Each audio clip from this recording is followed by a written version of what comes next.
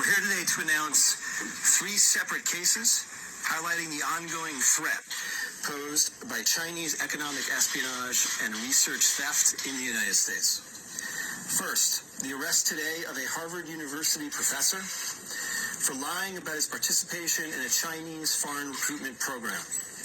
Second, this morning we have unsealed a separate indictment of a Chinese national working as a scientific researcher at Boston University who failed to mention on her visa application that she is also a lieutenant with the People's Liberation Army. Finally, this office has indicted another Chinese national for trying to smuggle vials of biological material out of the United States to China and lying about it to federal investigators.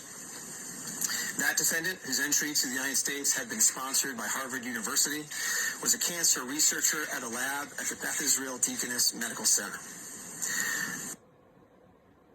So, this morning, the FBI arrested Dr. Charles Lieber, the chair of the Department of Chemistry and Chemical Biology at Harvard University, for making false statements regarding his involvement in China's Thousand Talents Plan and his affiliation with the Wuhan University of Technology.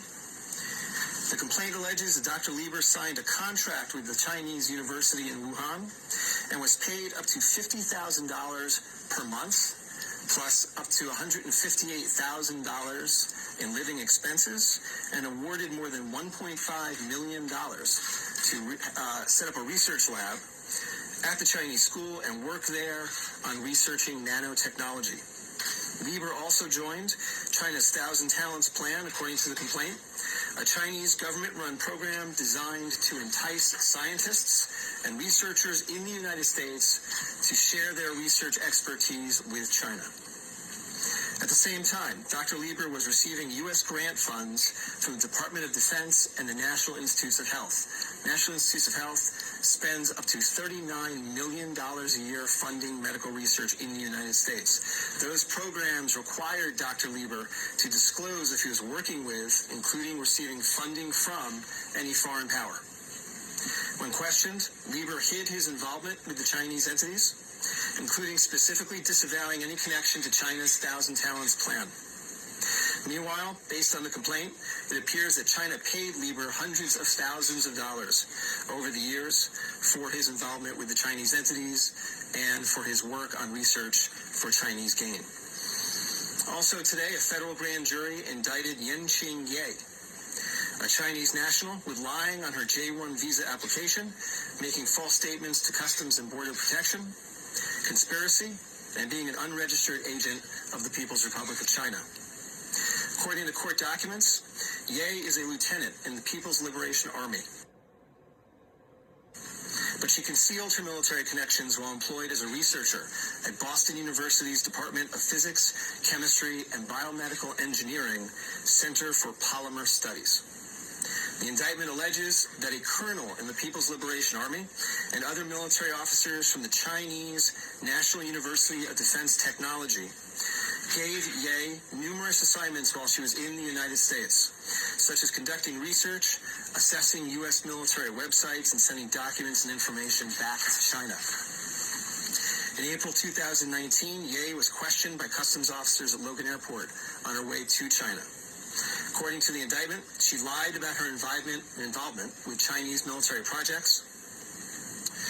A border search of her electronic devices showed that Ye had compiled information for the People's Liberation Army about 2 U.S. residents with expertise in robotics and computer science. Lastly, last week this office indicted Zheng Xiaozhong, a Chinese national sponsored by Harvard University who was doing cancer research at the Beth Israel Deaconess Medical Center.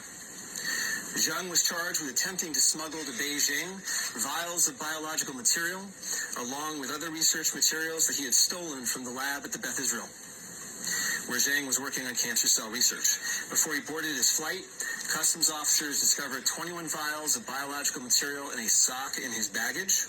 When confronted by the officers, Zheng initially lied and said he was not traveling with any biological or research materials. Chemistry, nanotechnology, polymer studies, robotics, computer science, biomedical research. This is not an accident or a coincidence. This is a small sample of China's ongoing campaign to siphon off American technology and know-how for Chinese gain. Recently, Attorney General Barr referred to China as this country's primary rival.